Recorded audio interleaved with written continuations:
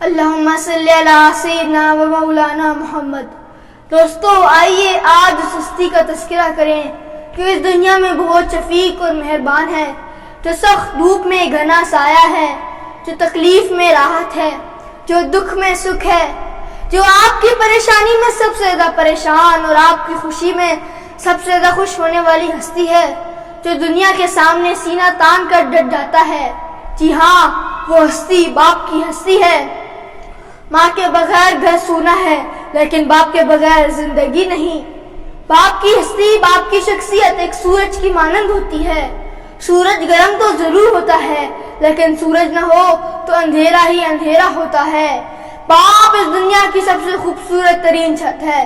جب دنیا والے آپ کو دکھ دے کر، دل آزاری دے کر دیتے ہیں، اسی لمحے باپ سینے سے لگاتا ہے اور حوصلہ بڑھاتا ہے۔ ایسا نہ ہو کہ باپ فریاد کرتا پھرے، بوڑھا ہو گیا ہوں تھوڑا وقت دیا کر، بوڑھا ہو گیا ہوں تھوڑا وقت دیا کر، بیٹھ کر دو چار ہی صحیح مگر مجھ سے باتیں کیا کر، تو ہی میری لاٹھی ہے، تو ہی میری روشنی، کچھ پل کے لیے ساتھ میرے راستہ طے کیا کر۔ ایسا نہ ہو یہ ہستی منو مٹی تلے دفن ہو جائے۔ اپنے والد کی، اپنے والدین کی قدر کریں۔ اللہ تعالیٰ سے دعا ہے کہ ہمیں اپنے والد کی، اپنے والدین کی فرما بردار اولاد بنائے۔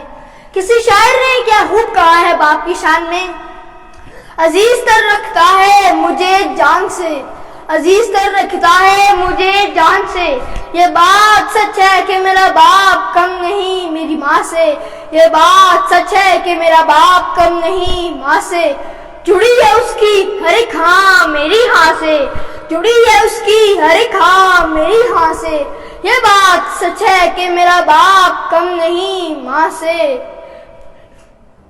ہر ایک درد وہ چپ چاپ خود پہ سہتا ہے، تمام عمر وہ اپنوں سے کٹ کر رہتا ہے، وہ لوٹتا ہے رات دیر کو، دن بھر وجود اس کا پسینے میں ڈھل کر بہتا ہے، گلے ہیں پھر بھی مجھے اس چاک داماں سے، گلے ہیں پھر بھی مجھے اس چاک داماں سے، یہ بات سچ ہے کہ میرا باپ کم نہیں ماں سے۔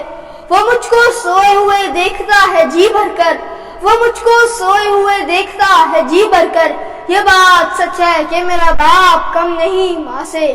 باپ وہ ہستی ہے جس کے آنسو آپ کو اس کے چہرے پر تو نظر نہ آئے، لیکن اس کے چہرے پر موجود جھریاں، اس کے کانپتے ہاتھ اس بات کی عکاسی دیتے ہیں کہ اس نے اپنی اولاد کو بڑی محنت سے پالا ہے۔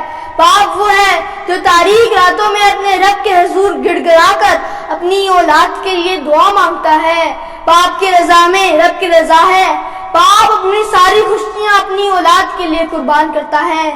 دوستو ان سے پوچھے جن کے سر پہ باپ کا سایہ نہ ہو، جن کا دل کرتا ہو کوئی انہیں سینے سے لگائے، کوئی ان کا حوصلہ بڑھائے، کوئی ان سے باتیں کرے، لیکن غصہ وقت واپس نہیں آتا، اس لیے اپنے والد کی، اپنے والدین کی قدر کریں۔